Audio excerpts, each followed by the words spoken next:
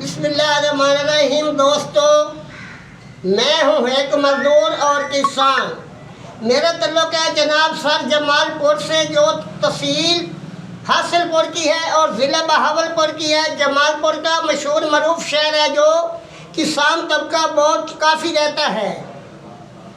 जनाब, जो हमारे दोस्त, जनाब हमारे अंकल साहब, जो हमारे कदर एहतराम, जो हमारे भाईजान, नहीं भाई सबर करे, जो बहावलपुर के और बहावलपुर के करीब लाल सुवारे के रियासी हैं, जनाब नदीमुद्दीन वड़ाई साहब, नईमुद्दीन वड़ाई साहब, हम उनको खुश आमदीन कहते हैं कि उन्होंने अब मजदूर और किसान के हक में बहुत बड़े काम किए हैं, क्योंकि उन्होंने गरीब बच्चियों का बोझ उठाया है। जब कोई भी गरीब बच्ची का अपना माँ बाप बोझ नहीं उठा सकता, तो सर उन्होंने उठाया है।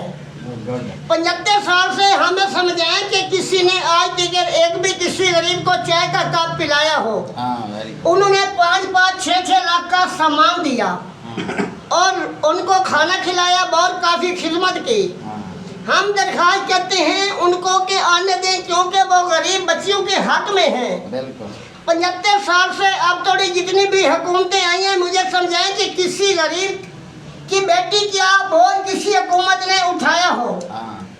चाहे जनाब इमरान साहब की हुकूमत आई है, चाहे पीपल पार्टी की आई है, चाहे नून लीग की आई है, चाहे मौलवी फजल रहमान साहब की आई है। अब मुझे ये बता दें कि किसी हुकूमत ने सर 75-76 साल से किसी एक गरीब मजदूर बेटी का बोझ उठाया हो, तो मुझे आकर बताएं कि भाईजान ये उठाया है, ये डेट है हमारे पास मुद्दा सबूत है, हम मान लेंगे। मगर काश जो वड़ाई साहब है उनको बिल्कुल खुला मखुल्ला आने दें, क्योंकि वो गरीब बच्चियों के हक में हैं।